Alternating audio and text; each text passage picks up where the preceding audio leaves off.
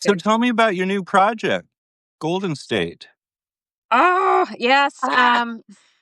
So this idea was born several months ago.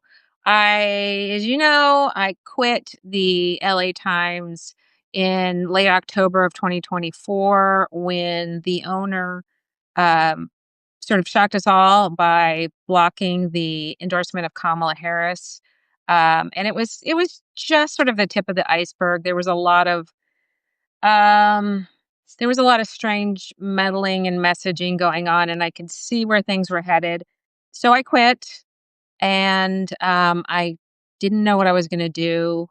I thought I might even get out of journalism because it's been a lot. I covered a When lot you of say you elections. It's quit, exhausting. when you said you quit, that really understates it. I mean, that was like a real bombshell across American journalism. It's not like you slipped out the back door, It's true. right? I resigned in protest, and I Right. made a statement on my way out. I didn't just go quietly. And I had no idea that it would become either like big news or that it would become a trend in media or in every facet of political business world. It's just these are crazy times, and I had no idea that was going to be sort of the trend for 2025. I have no idea what you're talking about. Anyway, so 2025 happened. Yes. Started off with the January wildfires, and you could see the deficit at the LA Times. After I left, the next day, two more editorial writer board members quit. Mostly because the owner was bad mouthing us and you know lying about the process and saying it was our fault we didn't endorse. It's ridiculous. And over the next few months, every editorial board member, there is no editorial board. There used to be a very robust one. And contrary to what the owner said, we were strong critics of the political structure in Los Angeles and the Southern California at large, and in California. I was probably the chief state politics governance writer before I became an editor, and we were hard hitting.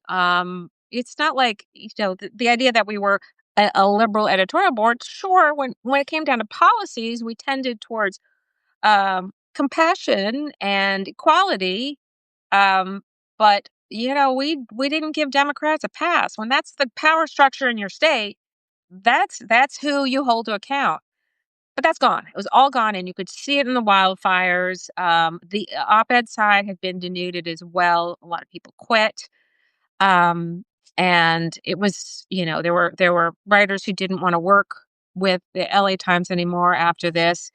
And I started sort of thinking about how there was this void, not just in news. I mean, the news side of the LA Times is still doing some amazing work, and I'm still a subscriber and I support them. That's that is, I think that's still important, and there's still reason Awfully to support sporting of you. it. Well, it's true. I'm an Angelino. I want to know what's No, going I mean, on. I got tons of friends who work on the LA Times. I'm a LA Times subscriber too. Yeah, So, yeah. moving forward. But the newsroom has been systematically depeopled, and it's left a void, and particularly on the opinion side. So in this is sort of like I've been thinking about it, talking to other people, hoping somebody else was starting something. There are a lot of new startups in LA, but nobody was sort of focusing on things that are commentary and accountability and the kind of watchdoggy stuff that we did in the opinion section. So, and early June, when the immigration raids happened in Los Angeles, and it was, just that the narrative of what was going on in Los Angeles was so out of proportion to reality. It really underscored that there was just no authoritative voice in this vast region, not just LA, but all of Southern California. And talking about what was really going on. And that's when I reached out to Paul Thornton, who's the letters editor longtime letters editor at the LA Times and a colleague. And he had taken the buyout a few months earlier, and I knew that he was sort of looking for around like what his next thing is. And I said, "Hey, any interested in starting up a, LA based, you know, commentary and news outfit?" And he said, "Oh yeah." And then we You started have to say planning. like the Kool-Aid guy, "Oh, Oh yeah. yeah." I mean, in a perfect world, we would have had a year to plan, to get funders, to line up support. But we like in August, when we were talking about this, and we heard that, Rupert Murdoch was coming to town with its particular blend of sort of pot shot commentary, we decided we couldn't wait. And that's when we launched the Substack. I mean, we were just like really just grassroots, like we're gonna start doing this. We're gonna show people what we can do. And we started the Substack um, newsletter, Golden State Report, always planning to develop it into a larger publication platform. I don't know what you call things that are not hard copy or digital, Info everything, tubes. whatever. But I'm gonna try to be funny during this just once in a while, just FYI. well, you are I'm a professional that is humorist. What can you're I a say? professional humorist, and if you weren't funny, I think people would not be very happy. Thank you. Anyway, so that is how we came to be in November, and suddenly a publication is born. We launched our sort of permanent home at golden-state.org, um, and we're going from here. We kind of did this backwards. The cliche that we're building a plane as we're flying it. It's really true. I mean, from one moment to the next, I'm filling out forms. We're Hand nonprofit. me that aileron. We're nonprofit, so there's a whole lot of paperwork to do. I So, started with the I'm black box. communicating with our board, Yeah. and then I'm writing something or editing something. So it's really a interesting situation. Would I prefer just to be writing and editing? Yes, but that's not the world we live in right now.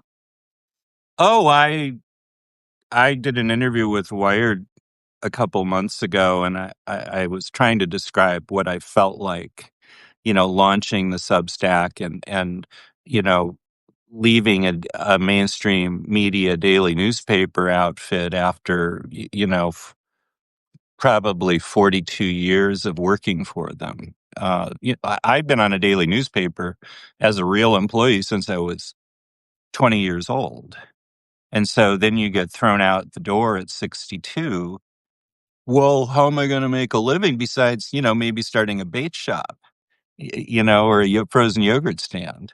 This sounds And, kind of and nice though, doesn't it, Jack? I mean, this world is tough. It's a lot of work, well, I've a done lot of really stress. well with my Substack thanks to my wonderful subscribers. I have about 9,000 subscribers now, That's good. and That's I'm good. making a full-time living doing it. And so, yeah, I'd rather do it this way. But I'm also, proud to work with the San Francisco Chronicle people as well. And they let me do a political opinion column every week, and I do the Sunday cartoon for them and Insight. And so I still have that kind of tether, which is kind of like a, security blanket Linus for me. Yeah. Now your product is fantastic. Yeah. I was going through your website. I really, really highly recommend to our California folks and subscribers. About 30% of my people are California. You're really going to dig what she's doing here, along with Paul. It's very well designed and clean, and it's a very sophisticated look and has great content. And I'm just delighted to be able to help you build audience. Thanks. And It's and it's it's hard to do right now. it As you really know, is. the market is completely fragmented. It's a lot like the late 90s when the internet was wide open and everybody was launching their own website. which I guess there means there's probably going to be a bubble of some sort, but it won't affect the entire economy because news That can't and happen. journalism is there's not it's not AI, there's no bubble. It'll be great. Nvidia's up again. yes. Yeah, so they're really interesting times to be a journalist. And I don't mean that in the interesting equals bad and terrible, though You mean there the are parts of Confucius that. interesting times? Yeah. Yeah. Yes, I It mean is that. that, it is really there's a lot going on. The corporate media structure has been disintegrating for my entire career. I graduated in 1990, and it was already on the decline. 3 months after I graduated, I got my first layoff, Uh, and 6 months later, my second layoff. This was you were laid off? 35 years ago. I was laid off from my first 2 Oh, jobs. wow. Yeah. Yeah, I when mean, it the first happened to one me, because maybe it was a small newspaper, the Fontana Herald News, where I was, at one of 3 full-time reporters, and, it was owned by the Press Enterprise, company, and they shut it down because it was not making money. It's 1990. It's just, it was a trend. Small papers closing, bigger papers, not folding, but banding consolidating. together. The Press Mhm. Enterprise, which was a major newspaper with a huge newsroom in 1990, I joined it in 1992, is now just basically a bureau of the Southern California News Group owned by a hedge fund, I should say, and a Who is it? company I used to work for. Yeah, my syndicate's run by a hedge fund. It's inevitable. Um, so were when did you decide to become an opinion journalist? Nobody does that at the start of their It career. No, I mean, it kinda happened to me. I was a city hall reporter for the LA Daily News, another formerly robust standalone newspaper, in the, San Fernando Valley. When I joined it in 2001, it had a newsroom of more than 200 people, which is about the size of the LA Times newsroom now. Yeah, I know, it's hard to believe, but these were different times. Riverside, we're talking At about the Los Angeles Daily Oh, News, LA News. Oh, LA LA Daily Daily News. Okay, yeah. 2001, yeah. And I was a city hall reporter, and I loved it. I loved it, and this was the time when, the Valley was trying to secede from the city of Los Angeles, How'd that work and out? Mhm, and it didn't I mean, it was a vote, and the Valley did vote to succeed, but, secede rather, mhm. but, it was complicated, and it didn't happen. Well, if you don't Um, succeed, try again, right? it would have been really if it had happened, I think it would have been a good thing because the city's too big and it's just ungovernable. But that's a talk for another day. I forgot what my question is. Oh, so yeah, and I was a city hall reporter and I was recruited to the editorial board. It never occurred to me. I didn't read the editorials. You know why? Because the mayor's Because you people were would 27, storm that's why. into the city hall office Yeah. with 3 people in the city hall bureau, and they would yell at us for something in the editorial board work, and I was like, "I didn't read it. I can't argue with you." So it diffused all of that, and I didn't want it to influence my reporting, but I was recruited to it, like, a few weeks before the recall election, which, Schwarzenegger um, elected, and, Gray Davis was kicked out of office.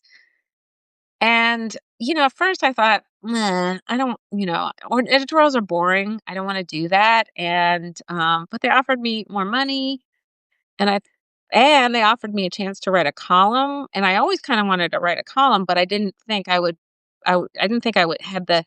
I didn't have the experience yet. I thought I needed to be a reporter for decades, and that would be my gift. So when they offered that to me, I thought, I'll try it. I mean, I'll try just about anything, and I loved it. I loved it. And because you're doing all the same things, I spent a lot of time in City Hall. And you're reporting things, but you don't have that like the same kind of news deadline. You're sort of pulling back and looking at the big picture. Um, People will talk to you, because they know, I mean, off the record, because they know we don't, editorials, you don't really quote people. And so I was hoping you weren't going out the record here because it's a bad strategy, I think. no, But, no, no, no, no. But so I thought I would go back, and I made like moves in that direction, and I just never did. It's rewarding, it's interesting. It's great to be able to really, every journalist has opinions, and the idea that they don't is ridiculous. And you're seeing a lot more of the crossover, which I don't you necessarily think that's a bad thing, as long as there's transparency and people are honest about where they're coming from. But the fiction that journalists have no biases or opinions of their own is just ridiculous. The most opinion people I've ever met are journalists. They just because they know things, and once you know things, you can't help but have opinions about them. You see things, you understand how things really work, and I love to be able to write about that. It was a lot of fun. you came up to Sacramento as deputy opinion editor, and I would just kind of add parenthetically that as difficult as this is to believe, I was deputy opinion editor of the Bee for 2 stints, under 2 different editors. And, my grand strategy was to kind of step back from editorial cartooning, which was contracting very quickly. We're down to about, I doubt there's 15 full-time editorial cartoonists on staff in American journalism now. And the way I would define it is, do you have a dental plan? Okay, you're full-time. And I needed one. Ding. So, uh, I thought, well, I'll slide on over to opinion. And I had been writing a column virtually the whole time I had been at the Bee on Sunday. And that was, Sure. part of a deliberate strategy on my part, and you edited it as well. And then I became a deputy under Gil Duran. And it was really interesting. I mean, I mostly did a lot of writing coaching with some younger editorial writers, but I really got a sense of, the TikTok of the page because, when you're an editorial cartoonist, just, solely, you just got your 2 o'clock deadline or whatever it is, and then everybody else is fussing around in the office. And so I got a real taste of what it was like to, have to pay attention. Did you like And it? also, Did you like that taste? well, I'll tell you, I have been total elapsed time editorial editor of the Sacramento Bee for 6 months. Not kidding. And I can remember a top guy to Newsom called me up and said, "Is it just you over there now?" you know, but I ran it for about 2 months straight. There were departures, and I Yeah. really did enjoy it. And I realized that I really liked writing fast on deadline. And there was, um, I think, in a, a 2 week period, I wrote like 12 or 14 editorials, did my cartoons and the column. It was a crazy pace, but I liked it. And fortunately, I had an intelligent person working with me named Wes Ventischer. And he did all the hard stuff, and I would sit back and pontificate. But I really did enjoy it. And then I did it again under another editor at the Bee. And then they fired all their Pulitzer Prize winning cartoonists. And so I got thrown out in All the of snow. them. No, there were 2 other guys, Joel Pett and Oh, oh. Kevin Sayers and Charlotte. Pett was in Okay. Yeah, you Lexington. meant the McClatchy did, right? Yeah, McClatchy did. And so, like you, well, I was 62 years old when that happened to me. I'm not 62. I know you're You 32, said and you got a like you. long ways to go. I know you're young. Don't rub it in. But anyway, I mean, I could go on this broadcast, honestly. But the fact is that I still had to retool, like you are and like a lot of journalists are. And, if we were CNN anchors, we'd have 100,000 subscribers overnight, and you see where those, like, oh, Acosta and people like that, they just jump and bang, they've got $1 million a year income or something. So people like us are kind of working for a living. We've got to build it from the ground up.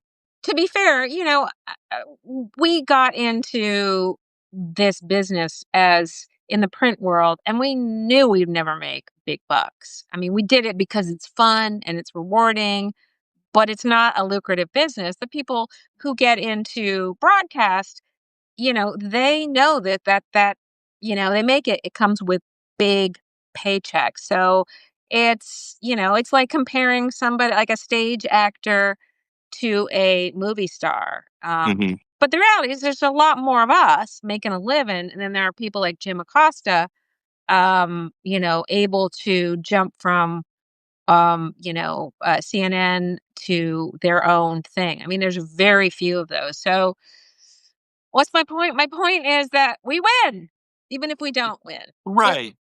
Well, I had my own previously existing national brand. I mean, I had been in national syndication since I was 19 years old, true. and so I was able to import But a it's lot not of it's not that. the same as being an anchor on you're It, basically a celebrity. You're a oh, you should celebrity see me on in Lynn TV. Park. Oh, they're tearing my cufflinks off down here. But no, you're right. We didn't have that, Insta Yeah. name ID, right? And so, the fact is that, we're just plucky entrepreneurs out there now, you know. And I mean, what are you doing to establish that? You've got a board and you've got a connection with Cal Matters, and will you be going to foundations like Cal Matters? Eventually, right Uh-huh. now we're just working on building our readership, and we're doing that by um, you know, writing our own stuff. I'm going to be starting to write a weekly column, which does what I goes back to my roots, which is, strong accountability stuff for city and state leaders, which I haven't had a chance to do really in years and not in the way that I enjoy. And we're going to be doing just more of what we're doing. We're building relationships with other writers, people that you haven't heard from or heard of before, because there's a lot of the old guard, but what we're missing, I think, is a bench of younger. Some are young, some are not, but 55. younger Yeah. and different, and not your usual suspect voices out there, and there are a lot, and there's a lot of talent that has not found a platform, and that's one thing we're working to develop. I mean, but it's hard, there's so much in the world going on. We're like I said, splitting our time doing boring administrative stuff. Like yesterday, half the day I spent building a or not building, filling in my balance sheet, because that's what we have to do. But that's okay. But because there's so much to write about, and next year I think is going to really be, I think, the proving ground, because we have our midterm elections. There's such a big deal. I mean, there's such a big deal that Rupert Murdoch is starting an entire newspaper in 2026 to capture, I guess, the conservatives who feel left out, and so it's and so much of what happens to the rest of the country, we know, is going to be foreshadowed in California. We passed Prop 50, and that's very likely going to flip five, or at least three, maybe five, congressional seats from GOP to Democrat. Meanwhile, Texas redistricting, which Prop 50 was in reaction to, looks like it may be dead. It was struck down by a three judge panel, and I don't know if there's time for it to go to the Supreme Court and get overturned. I'm not a legal or voting expert in Texas. So it's gonna come down, I can tell a lot of Californians. We've got, our governor is the presumptive front runner in the Democratic primary. It's a really interesting time to be a Californian right now and a California journalist. There's so much going on.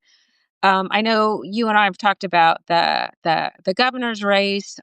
That's going to be really interesting. It's crazy how wide open it is.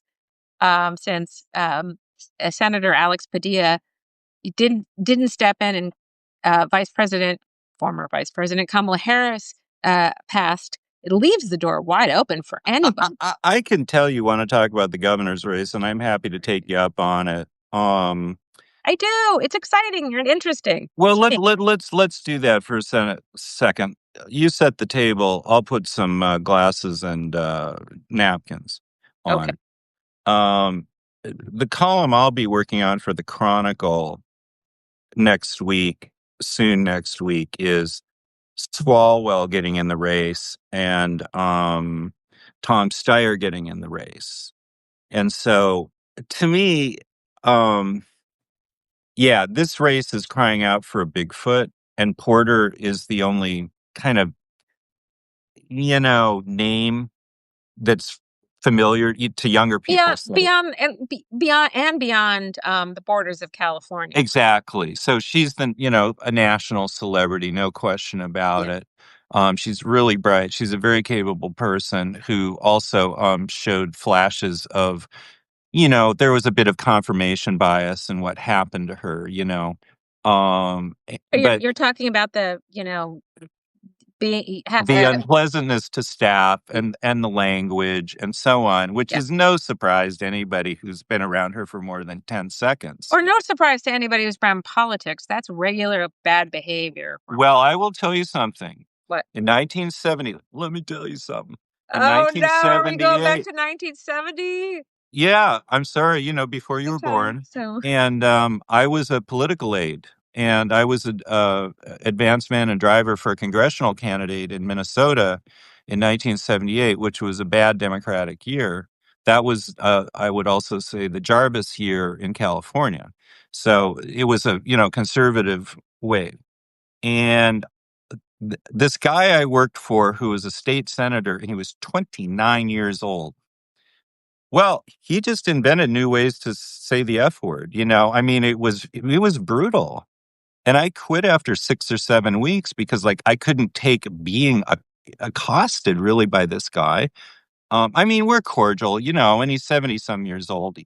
And he was eventually elected to Congress in 1984. But, like, oh, I've seen that. I've driven in presidential motorcades in Minnesota. I've driven in four vice presidential motorcades. I would see these guys. Fritz Mondale was rather profane, for example, interestingly. Like, he was a fun person. He was a really good guy. But, like, yeah, they all talk like that. Bill Clinton is terrible. I know guys who worked at the Arkansas Democrat, and they said he'd come in and just was utterly profane in board meetings, like yeah. worse than Well, I mean, journalists. even that. I mean, as a journalist, and Listen, I'm sure you've experienced this, is that I have uh, we all have lots of stories of elected officials being shitty to you, but they're just doing it on the phone or in person, or So I mean, she was dumb enough to get it caught on camera. But one of the things I've figured out, and you've probably figured out over the years too, is that being an elected official has always been really tough. I would never want that job. It's but right now, you in order to survive in that world, especially in Congress, you have to be a little bit of an asshole. I think. I don't know. Are we allowed to say that on Facebook Live? we're not on Facebook Live. Well, Okay. it's my Oh, show. I I don't have a seven forgot. second delay on I'm it. really going to So, be good in trouble. no, I'm from Minnesota. I never swear. But you're right. I think the thing that Trump has tapped into Mhm. is that he saw, and I'm not saying this in any approving way whatsoever. He's the exposed id of anybody in politics. He hung around Clinton. He hung around all these folks, and they're all kind of cutting it up on the golf course or wherever they are. And so he just thought, well, the hell with that. I'm just going to let her rip. And people aren't used to that, and there are a lot of people who are offended by that sort of thing. And like, Jack Kennedy swore all day long and Lyndon Johnson was worse, for example. But they didn't do it at the lectern. They didn't do it at Arlington Cemetery. They didn't do it in inappropriate places. They never did it in public. And, Yeah. I think that's a good thing. I mean, every time Trump says something, I'll say, would Eisenhower say that? That's my test, you know? And they are all, but I don't think people want that. It's like when, maybe you're married to somebody and and nobody needs to know that I'm a little slow on picking up my underwear or whatever it is, but I'll just be Jack Oman, the cartoonist instead, right? But he just decided that he was going to blow the facade apart on every level, including the East Wing. Yeah, but I don't agree with you that. I think people do want this. It's one of the reasons that Gavin Newsom is so popular right now. It's He's not not because swearing his in public. policy wins, it's because he's getting just as, snarky and Snarky is different than profane, okay? well, yeah, I mean, He never says stuff like that in public. I mean, once in a while, say but we're hell not. I'm damn or not. something, but The swearing aside, that's not what Katie Porter got in trouble for. It was the tone and the yelling at her staff member, get out of my shot, and the just sort of, I guess, like, dismissiveness to the reporter, like, I don't like your question. I don't like your stupid question. Ask another question. You're stupid. I mean, that kind of vibe, sure. that's what's going on. I mean, the swearing thing, I think, is Well, let's talk about Newsom. I okay. mean, and where Trump says incredibly ridiculous things every single hour on the hour. I was writing about this fire hose effect with Trump, where I could, if I was physically able to do 60 cartoons a week, I could do 60 good cartoons a week because of just the crazy stuff that he says. And, with eh, eh, the vicious personal attacks, you know, calling a woman journalist on Air Force One quiet piggy, Like, and stuff like that. And, no decent person, honestly, would talk to a woman like that or anybody like that. I mean, Jack Kennedy would never know, quiet piggy, I don't like that question. I mean, it just never happened. And so that's offensive to me. And I don't think it moves the policy ball in any way whatsoever. oh, I Now, agree. and so with Newsom, who's got probably the most brilliant comedy writers in America working on his comm staff right now, where those things are the tweets that he puts out are so dead on. And yeah, now here we are talking about it. When he was doing his podcast, not so good, right? I mean, he had Charlie Kirk on and he has Steve Bannon on. I get it. I get why he would do that, but like a lot of the Democratic people, Democratic voters were like, "Oh, why are you even giving these guys a platform?" And so when Newsom tapped into the parody, I mean, Al Franken was a United States senator, okay? Yes, it was. And he's a smart guy and a brilliant guy, and was a damn good U.S. senator until whatever got busted for. He got busted for. And so, I get that that's out there, but I totally think Newsom's on the right track with this, where you do have to fight fire with fire against this guy. And I've told lots of people in the last couple of months, I said, I think this guy's going to be the nominee. And they're going, well, he's from California, blah, blah, blah, and he's too Hollywood. And I was like, he ain't Hollywood. He grew up, single mom. Didn't have money when he was growing up. Sure, he met the Gettys. Okay, so what? Jack Kennedy had money, Franklin Roosevelt had money, people had money in politics, right? Take a number. Donald Or Trump. power patrons. And so at the end of the day, you know, um, Newsom is so good on TV. He's like Reagan, Kennedy, Clinton, Obama level communicator. He just is. And he's going to stand on that stage with 10 other people and they're going to be like, this guy is like John Wayne and the rest of them are summer stock. You know, he's that good. And I could really see him being the nominee. I could see him being elected, frankly, at this point, because Trump is so far down on the polls and people now say it's total BS what he was doing and saying. So, don't write it down. I'm always wrong.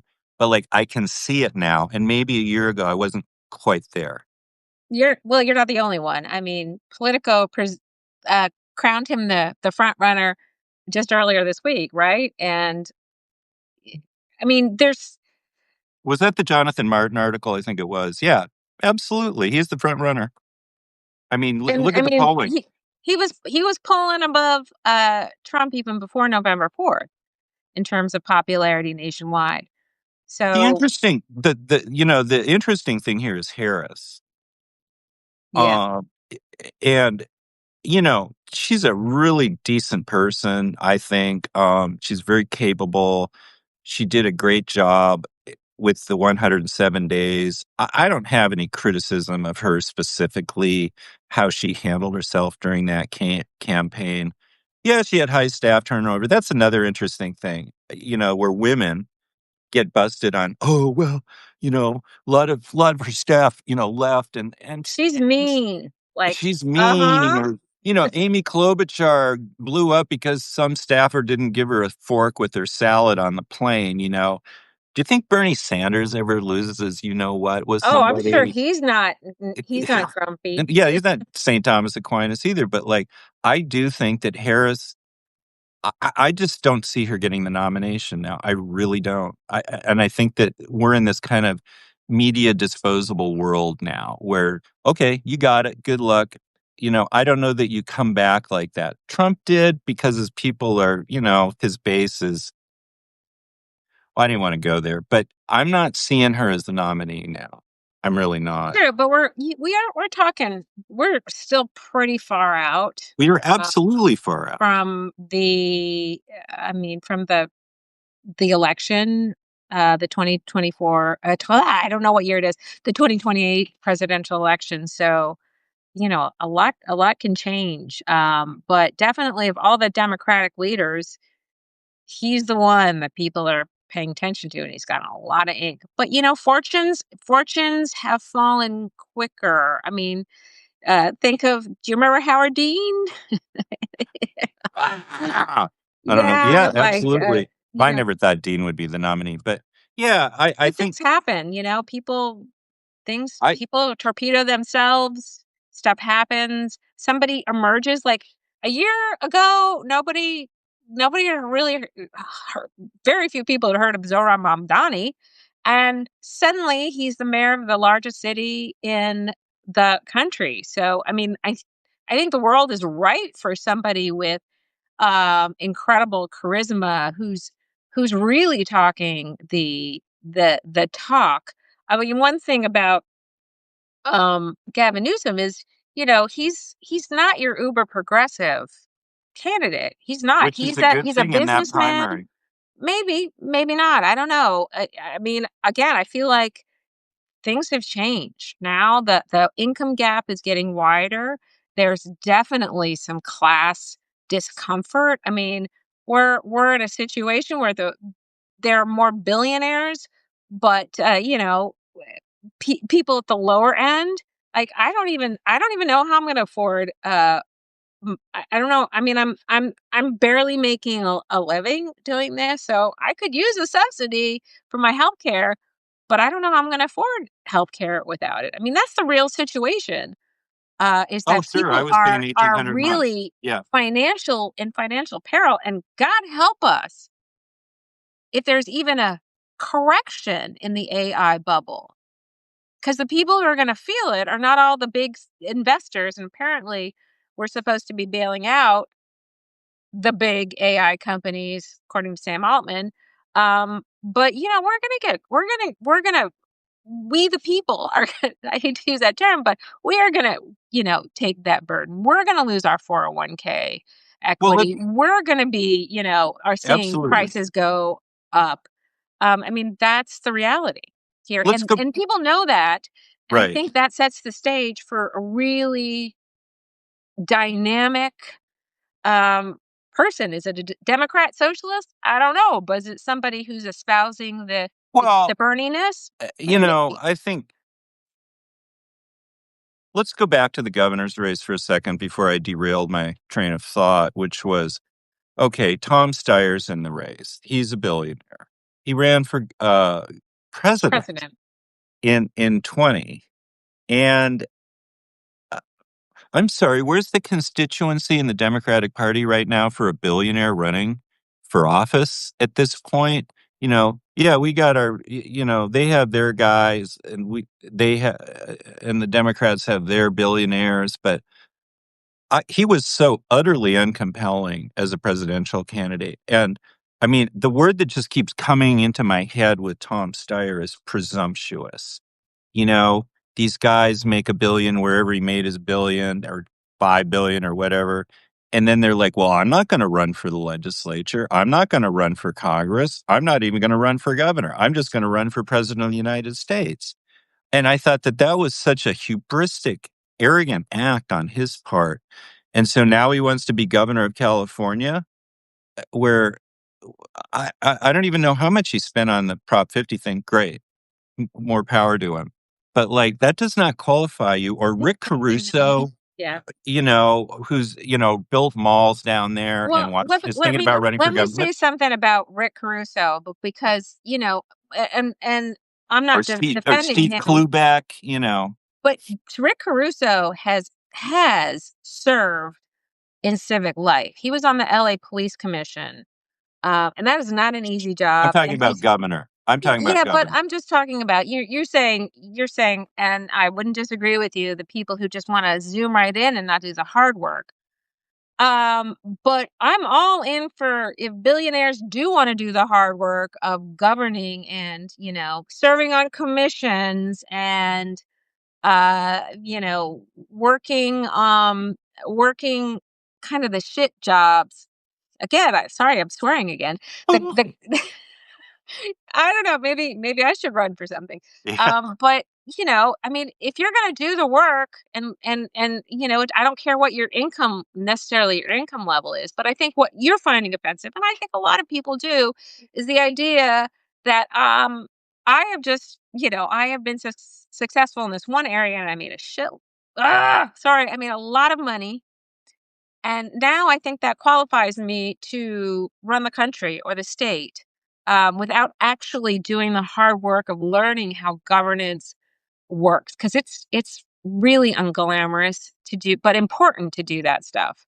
And It I think is. that's what sort of the disconnect for a lot Let of me give people. you a good example of a person who was in the governor's race was State Senator Tony Atkins. She's from San Diego.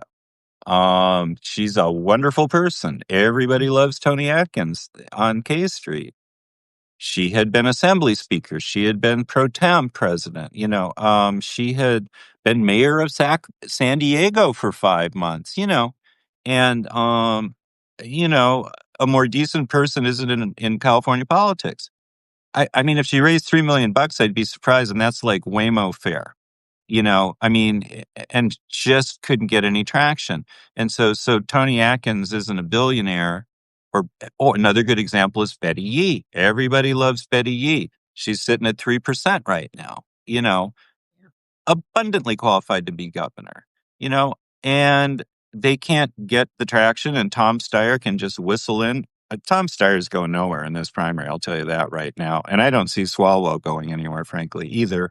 Although I think Swalwell has a better look at catching fire than Steyer does. I think you just you know gave spoilers for your Chronicle column right now. Oh, oh, I'm desperate. I mean, I'm just transcribing this. But yeah, Yes. I think that it's important. Look, I grew up in the Midwest. I worked in politics in the 70s. I want somebody to be in a governor or a U.S. senator. I mean, the last cycle, 20 say, oh, there were 3-term members of the House of Representatives running for president. Moulton was in there. Seth Moulton from Massachusetts was in the race for a while. There was another guy whose name I mean, literally was just utterly invisible, running for president of the United States. Eric Swalwell ran for president. And it's like, okay, buddy, when I moved down here, you were on the Dublin City Council, and I haven't been here that long. Okay, I've been here 12 years, and you're running for president of the United States, what, 8 years after that? I'm sorry. I just like, Sam Rayburn, who was the Speaker of the House in the 50s and 60s, and further back even than that, when he met all the Kennedy people, he was a Lyndon Johnson guy, and he said, I wish one of these guys had just run for sheriff. And it's important to just kind of like, as you said, do the work, show up. Rick Caruso or whoever it is, because you're a billionaire, you think you can run for governor. So I noticed you haven't mentioned another candidate in the race who, at least in Southern California, is pretty well known, Well, and I'm that's glad you brought him Antonio up. Villaraigosa, who a lot Absolutely. of people really like. When I was on the editorial board for the LA Times, the board endorsed Villaraigosa, and I was the writer reporter on that, and I tell you, it was close between in the primary. It was close between Newsom and Villaraigosa, but Sure. ultimately he had more like accomplishments. We thought as mayor of Los Angeles. I mean, he did some real hard things. He governed through a like one of the worst financial times in history in the city. He brought the city through. He's able to get stuff done. He gets stuff done, and that's somebody you want running these gigantic bureaucracies.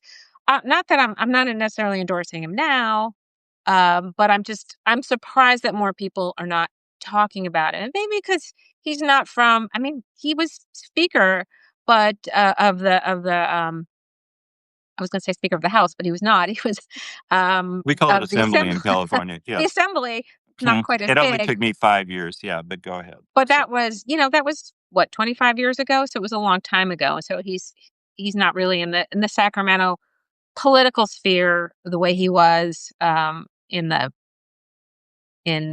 20 some years ago. I agree with you. And I'm glad you brought him up. And I was about to bring him up earlier, but I haven't had breakfast yet.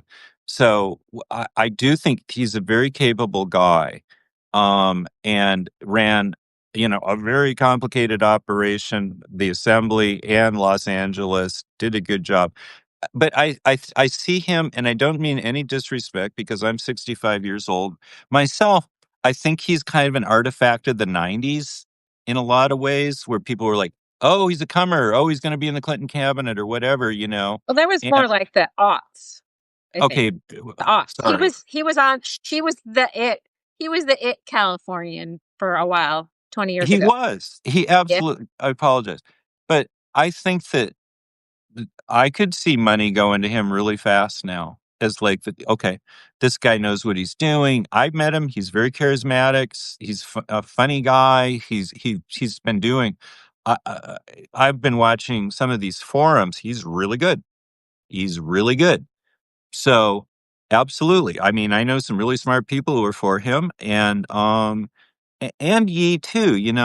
But I do think that yeah, he's got a look now. I mean, if Sacramento power structure is obviously very disturbed by Porter for whatever reason. Now, again, three-term Why do you think congresswoman. that is? Why do you think that is? Well, because she is not from there, Which, yeah, and and that speaks to one thing I have discerned over the years is that um Northern California, Sacramento Bay Area really hoards the power in California and does not like Southern California to wield any of it. It's you guys don't vote. That's the problem. You've got the votes, and nobody shows up. And the that's Bay not Area. not true. Not true. Just not in the same Well, not in the tell me same about numbers. Governor Antonio Villaraigosa. Okay, I mean, with all due Well, respect. it's also about the money. I mean, you've got to get the money and the real. the real heart of political campaigns is in Northern California. You don't see, and it's the money that really defines a lot of what happens and who Look at gets the platform. But we do have two U.S. senators now from Southern California, so I think power has shifted Well, look, to some I think extent. Padilla is a very able guy. Okay, no question about it. And if he had So stepped is into the race, I think he would have won, I like, think that's no likely. problem. I think he I would think have. that I agree with that. And I've just been calling for weeks trying to figure out, and so is every other journalist in California trying to figure out why'd you drop out? Why'd you drop out on, I think on election day? Very emotional about it. He was telling, well, I don't want to say who I talked to, but I was talking to a major California journalist the other day, and he was absolutely Major. dumbfounded. Wow, Oh fancy. yeah, no, he's and well, we're all major California journalists. We're just journalists. But he was really puzzled by it. It was a surprise, and I'm It like, was a surprise to a lot of people. why did if he, and he told people he wanted to be governor. That was an ambition of his. And wow, if he could just drive right into it right now. The other, I'll just spread a dirty little rumor. I thought Schiff might get into the race. And Why? I mean, he's because just joined the Senate. I know he just joined the Senate, and I was very quickly disabused of that, but I heard a couple people talking about it, right? Well, Yeah. what if kind of, and he wanted to be appointed attorney general, and Becerra got it. Where Schiff is really good and Padilla is really good, they are from Southern California, but they can thread the needle up in the Bay Area because Pelosi and Newsom like them, right? So they got tapped. They don't like Porter. And I do think she's not in the club. She came in sideways from down there. She's from Iowa, right? I mean, you know, she did have a little stint under Harris when Harris was AG. Um, and I think that she's making a little progress with that crowd.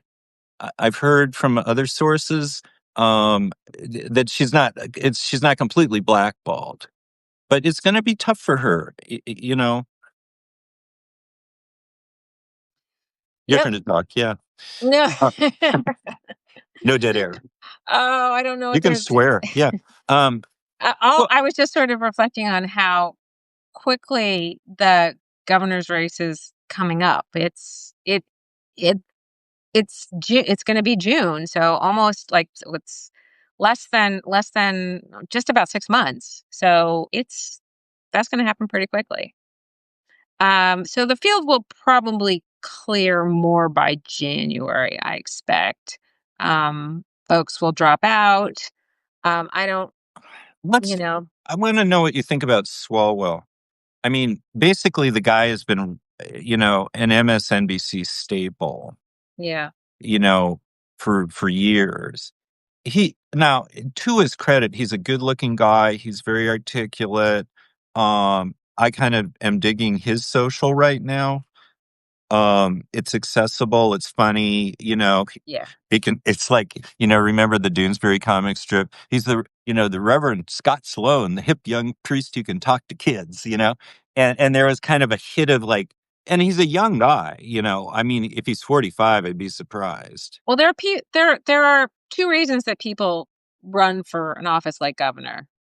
One is because they want to be governor and they know they have a shot, and two is because they want some other job. They want a higher office and know that this is a way to get visibility, even if they don't really have a credible path to the job.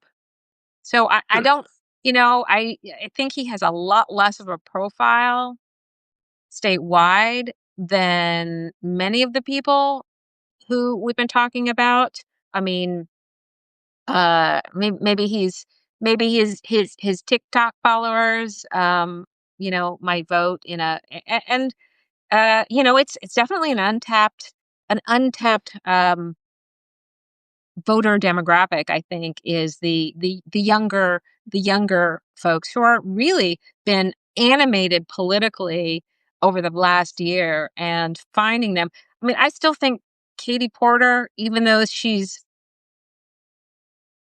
she's in her 50s and a college professor. I think she has, one of the reasons she was popular in Congress was her, quizzing, her being very professorial and quizzing people, and that was people like that, people of all ages, and I think that, oops, I lost. Where'd you go? Oh, there you are. I'm here.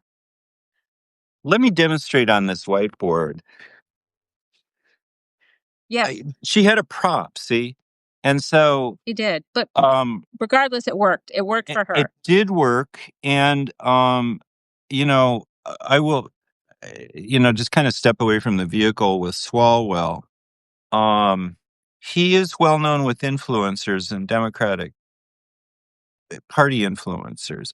The people who are watching him on MSNBC, you know, I mean, nobody's gonna say anything like, "Wow, he's a jerk," or an idiot or anything like that. It's just like, to me, it seems, again, a little presumptuous for, somebody in his position to run for governor at this point, Why but not? I okay. mean, he's done the hard work. He's somebody who's credible as a candidate. He's absolutely credible as a Yeah, so candidate. I don't.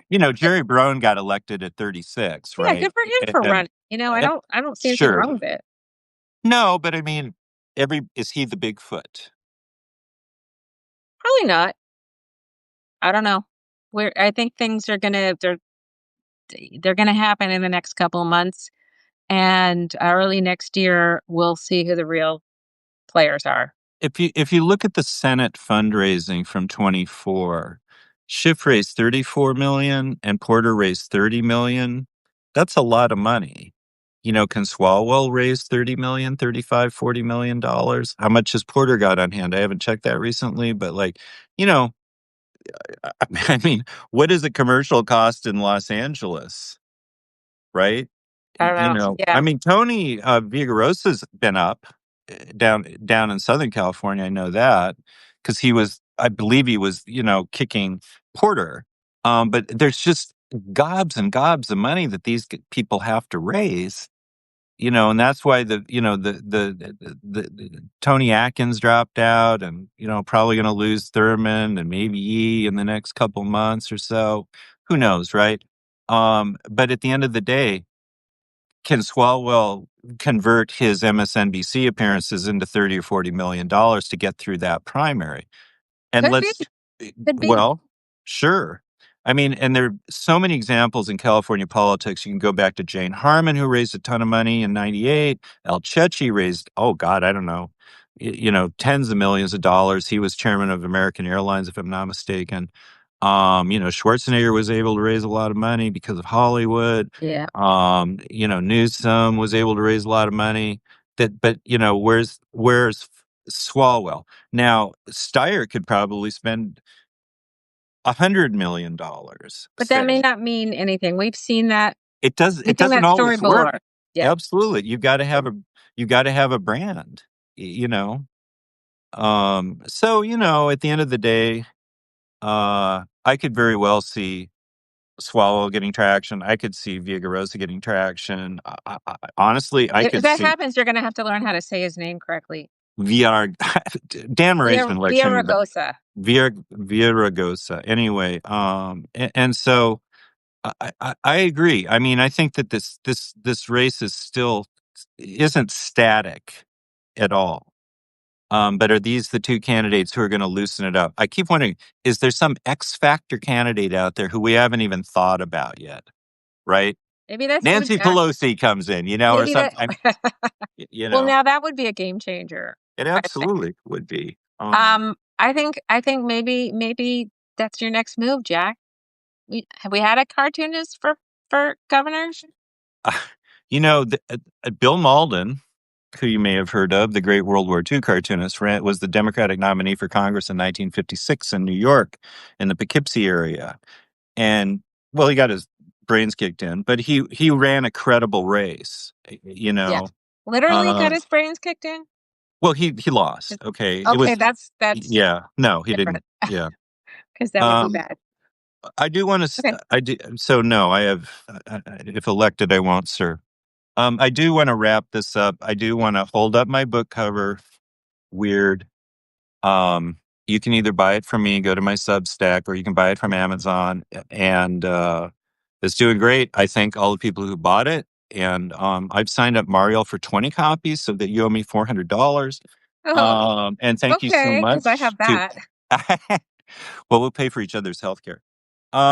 It's just been a delight to have you on. Let's do it again. And I want to tell my people one more time, please subscribe to Golden Speaking State. of swag, There you go, Golden Golden State. Oh, it's State. backwards.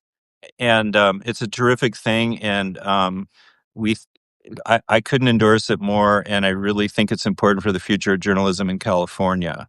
And this is going to be a major thing going forward. And Thank nobody you. better than you and Paul Thornton, who's also a really, really sharp dude, to get this going. So I need to make 150,000 a year from you. So we'll talk off camera about that. But wow, did your eyebrows go up? But I don't need it. Um, Anyway, great to have you on. I'm delighted Nice to to have see you. you. Thanks to And everybody on Substack. We are also on Substack. yeah, Have our website, yes, she is. Substack, Golden State Report. We're all over the A- place. And please come back on real soon. Well, all right. Thanks. Thank you. Talk Good to to you. see you. Bye Bye. bye. Thanks, everybody.